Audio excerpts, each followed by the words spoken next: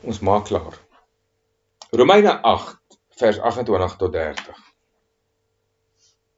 En ons weet dat vir hulle wat God liefhet,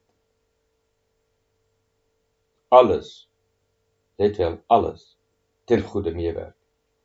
Vir hulle wat na sy voorneme geroep is, vers 29. Die wat hy van tevore geken het, die het hy van tevore verordeneer, nou hoor wat sê daar, om gelykvormig te wees aan die beeld van sy seun, sodat hy die eerstgeborene kan wees onder baie dinge. Jy sien, jy kan jou liefde aan God bekend maak, maar dit gaan jou nie vryspreek van die beproewinge en die versoekinge en die nietigheid van hierdie skepping nie. Maar weet jy wat sê die Here? Dat alles van hierdie skepping, die kontraste, die konflikte, die konfronterings, is 'n werk van God in jou en vir jou ten goeie. Ten goeie. Die Here gaan hierdie stryde en hierdie beproewinge vir jou stuur om sy vooraf bestelling uit te dra. Sy verordinering te bevestig. Maar jy sien, as daar nie stryd en beproewing is nie, wat jou breek met jou vorige lewe, jou geskiedenis, die profete, Jesus van Nasaret, die wet, jou familie, jou etnisiteit, jou tekens en jou wonderwerke. As daar nie iets is om dit af te breek en te vernietig nie, gaan jy nooit kom na God se vooraf bepaalde wil vir jou nie. Nou ons het nou gelees, wat is die wil? Die Heilige Gees bid volgens die wil van die Vader. Heilige Gees bid dat die Vader se wil in jou geskied, want hy gaan deur, hy ondersoek die diepes, hy bring dit na die Vader toe, en dan bid Jesus ook saam met hom te sê, Vader, laat u wil geskied in hulle lewe. Laat hierdie vooraf bepaling, hierdie verordenering van u in hulle begin inwerk. Laat hierdie verordenering manifesteer en materialiseer en realiseer in hulle lewe. Vader, doen dit nou. Daar is 'n advertensie van 'n versekeringsmaatskappy wat sê, kontak hulle nou, want nou is te laat. Jy sien, kom in kontak met die Triniteit, Vader, Seun en Heilige Gees nou, en maak jou saak nou reg, want nou is te laat. Want jy sien, die Heilige Gees en Christus bid volgens die wil van God. En wat is die wil van God? Vers 28. En ons weet dat vir hulle wat God liefhet, alles in goeie meewerk. Vir hulle wat na sy voorneme geroep is. Wat is die voorneme? Want die wat hy van tevore geken het, nou weet jy, dit is my so fantasties. Ek weet so ek kan aangaan, maar ek moet elke keer stop by iets om dit duidelik te maak. Nog voor die grondlegging van die aarde, Efesiërs 1:4, was jy al reeds geken by God. Met God reeds vir jou bepaal in sy verstand. Hy het reeds gesê, hy gaan jou op daai datum laat biologies gebore word, en op daai datum gaan hy jou geestelik laat sterf en geestelik herbore word. Want die verordenering wat God vooraf bepaal het, is iets wat hy klaar saam met Christus Jesus besluit het, voor alles ooit geskep was. En dit is, dat ons in Christus Jesus sou sterf. Dat ons in Christus Jesus geplaas sou word, en in Christus Jesus sou sterf op die kruis, net soos Christus ook as offerlam bepaal was voor die grondlegging van die aarde, om te sterf op die kruis, het hy gesê, ek gaan ook vir julle in daardie Christus wat ek vooraf bepaal het om te sterf, gaan ek ook vir julle in plaas dat julle ook in daai Christus kan sterf. Jy sien, die vooraf bepaling wat God vir jou gegee het, is 'n bepaling van dood. Die Here het vooraf besluit dat jy moet sterf. Daarom sê hy, want God wat lig uit die duisternis voortgebring het. Wat is daai duisternis wat God lig uit voortbring? Dis die duisternis van die dood van diself. En die dood van diself is nie iets wat jy doen nie. Dis nie jy wat jouself kruisig het. Dis God wat jou in Christus reeds gekruisig het reeds veroordeel het en reeds ter dood veroordeel het. En uit daai lig, uit daai dood op Golgotha kom die lig en die lewe van Christus. Paulus sê, dit het God bepaal dat hierdie lig van Christus in julle moet wees. Want in hierdie lig in Christus is daar geen duisternis nie. Wat sê dit vir jou? As Christus in jou is, en as Christus jou lewe is, en jy is wedergebore, is daar geen plek vir die wêreldse nie. Is daar geen plek vir die vlees nie. Is daar geen plek vir die profete nie. Is daar geen plek vir die wet nie. Is daar geen plek vir die ooreenkomste wat God met Abraham, Isak, die verbonde wat hy met hulle gesluit het nie. Is daar geen plek vir Adam nie. Is daar geen plek vir Jesus van Nasaret nie. Is daar geen plek vir tekens en wonderwerke nie. Daar is net plek vir een ding, een iets, een persoon, Christus in jou. Want in hierdie lig van Christus kan daar nie 'n duisternis wees nie. Vlees is duisternis. Werke is duisternis. Sielisme is duisternis. Wat is sielisme? Dat ek so in my verstand vasgevang is in hierdie wêreld en omstandighede, dat ek nie die lewe van Christus sien. En as jy nie die lewe van Christus in jou sien nie, dierbare, is jy in duisternis. God sê dat daar lig uit hierdie duisternis voortkom. In hierdie duisternis van stryd en beproewing en kontraste en konflikte kom daar een lig na vore. Christus wat in ons die lig is, sê die Bybel, deur Paulus. Christus wat in ons die lig is. Hierdie lig ontbloot alles. Want die Heilige Gees dring hierdie lig in jou in, en as daar iets is wat nie van God is nie, gaan die Heilige Gees vir die Vader sê, en gaan Jesus saam met hom stem, en gaan Vader die vuur stuur om jou te louter. Kyk wat sê Paulus. Want die wat hy van tevore geken het, die het hy ook van tevore verordeneer. Nou kyk ek, om gelykvormig te wees aan die beeld van sy seun, sodat hy die eerstgeborene kan wees onder baie broeders. Wat is hierdie gelykvormigheid aan die seun? Dat die seun wat gesê het, ek kan niks uit my eie uitdoen nie. Ek kan niks uit my eie sê nie, want dis alles die Vader. Jy is verordeneer om gelykvormig te wees aan hierdie Christus, die seun van God, dat niks van jou oor is nie. En om te verordeneer en gelykvormig te wees aan die seun van God beteken, die kruis gaan en sal in jou werk.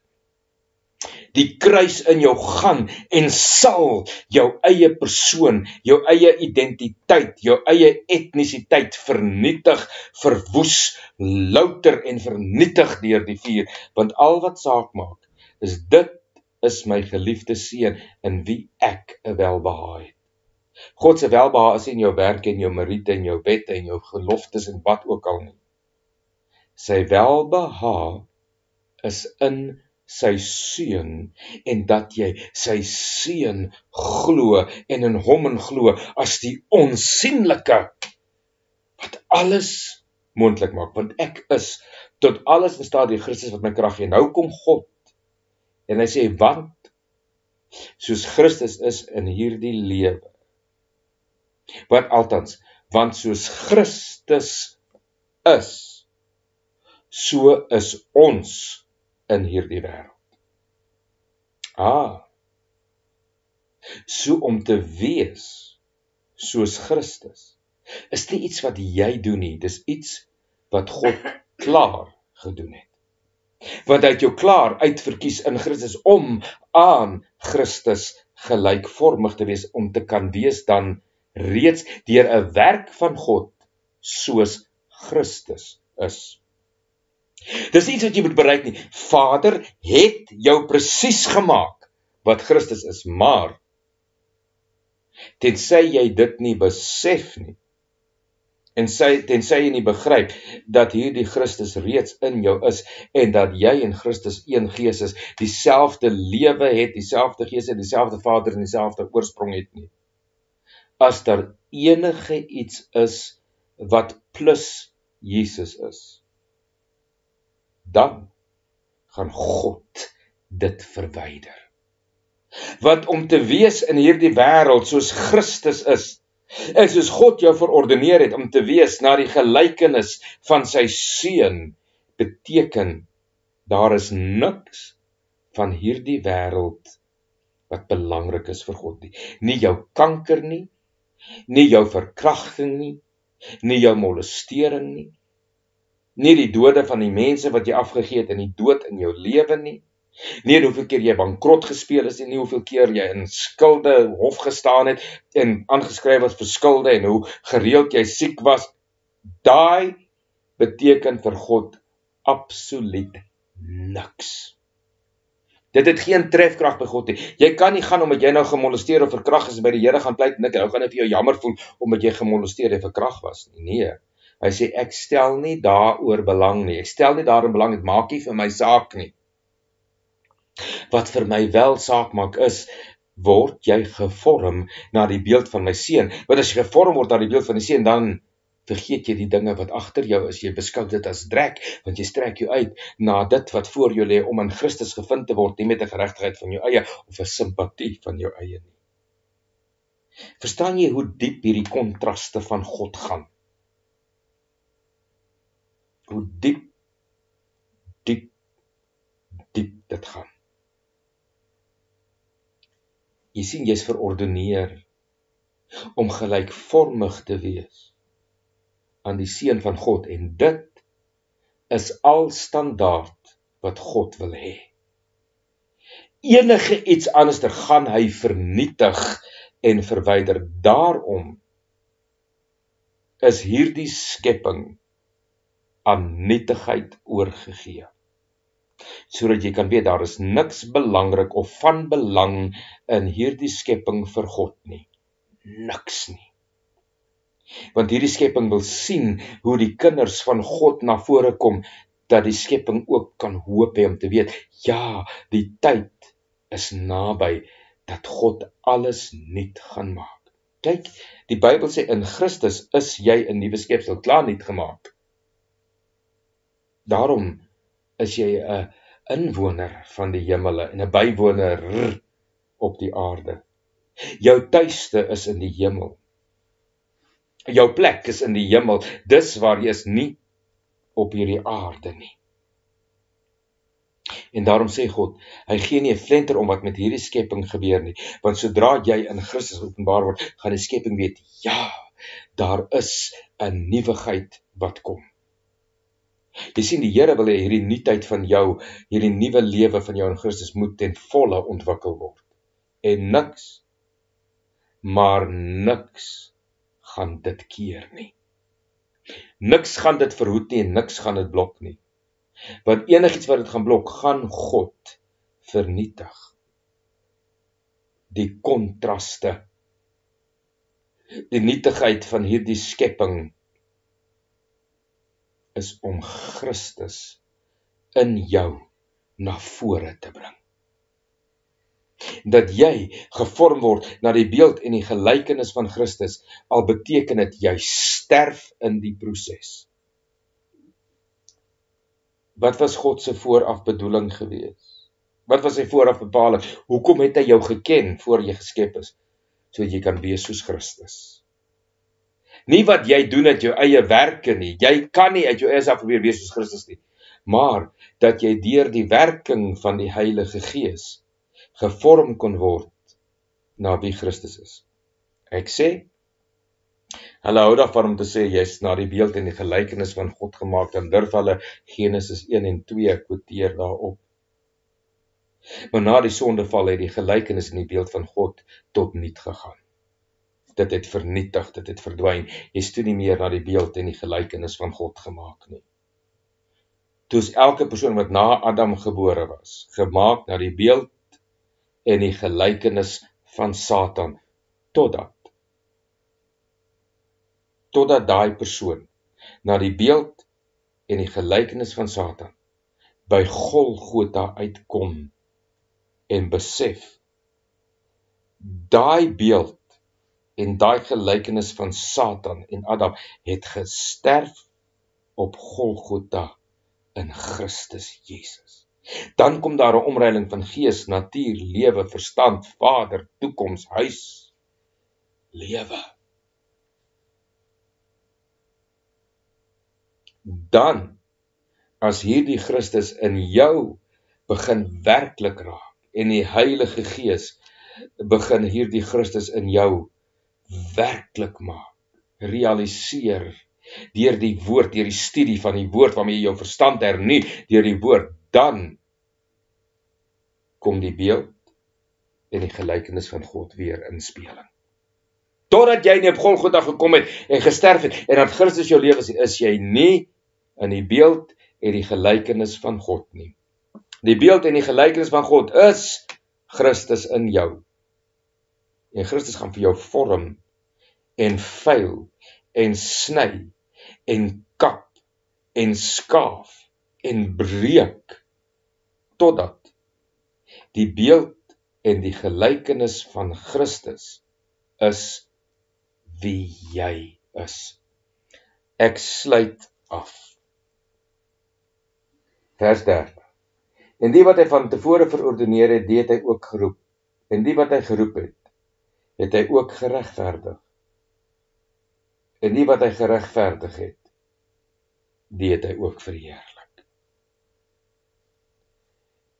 Hier vat Paulus alles saam. Hy sê, wat is die doel van die nietigheid van die skepping, waardeur die Heilige Gees saam met Christus werk, na die wil van God, om jou in die gelykvormigheid van die Seun van God, die beeld en die gelykenis van God te bring. Dis in die laaste gedeelte. Die het hy ook verheerlik. Want hy het jou geroep, hy het jou geregverdig, en hy het jou verheerlik. Kom ek gee vir jou hierdie bemoedigingkie. Hoe meer jou stryd en beproewing in jou lewe is, hoe meer moet jy bewus word dat dit God se roeping is wat dit oor jou gebring het.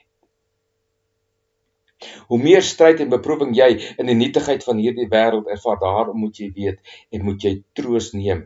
Dit is omdat God my geroep het om deel van sy huis te wees, om sy kind te wees, om eendag by hom te wees. Dan moet jy weet, hierdie stryd en hierdie beproewing, hierdie nietigheid van die wêreld, breek alles van die vorige lewe, die sonde en die ongeregtigheid af. Want hierdie situasies en omstandighede wat in die nietigheid van die wêreld op jou inwerk, weet jy wat doen dit? Dit gee vir jou die geregtigheid van Christus. Dat jy weet, ek het niks meer met hierdie aarde en sy werke te doen nie. Ek kan nie eens met die wêreld bestraf en die duiwel bestraf nie, want daarin is nie geregverdigheid. Hoe meer tyd en beproewing jy kry, hoe meer die Here jou skei van hierdie wêreld en hierdie lewe, deur die kontraste en die konflikte, hoe meer vorm hy jou om sy geregtigheid te wees in Christus Jesus. En dat jy geroep is en met Christus en in Christus en as Christus geregverdig is, dan sê die Here, kom die verheerliking. Nadat jy alles deurgegaan het, en jy soos Paulus kan uitroep, om in Christus gevind te word. Om die hoë roeping van God in Christus te verkry. Om deel te hê aan sy lyding en sy dood. Dis vir my die belangrikste. Dat Christus prominent en sentraal in my lewe vir alles, in alles en deur alles is, en dat niks anderster vir my saak maak nie, behalwe Christus. Daarin, my lieflike Christen, daarin is die verheerliking van God.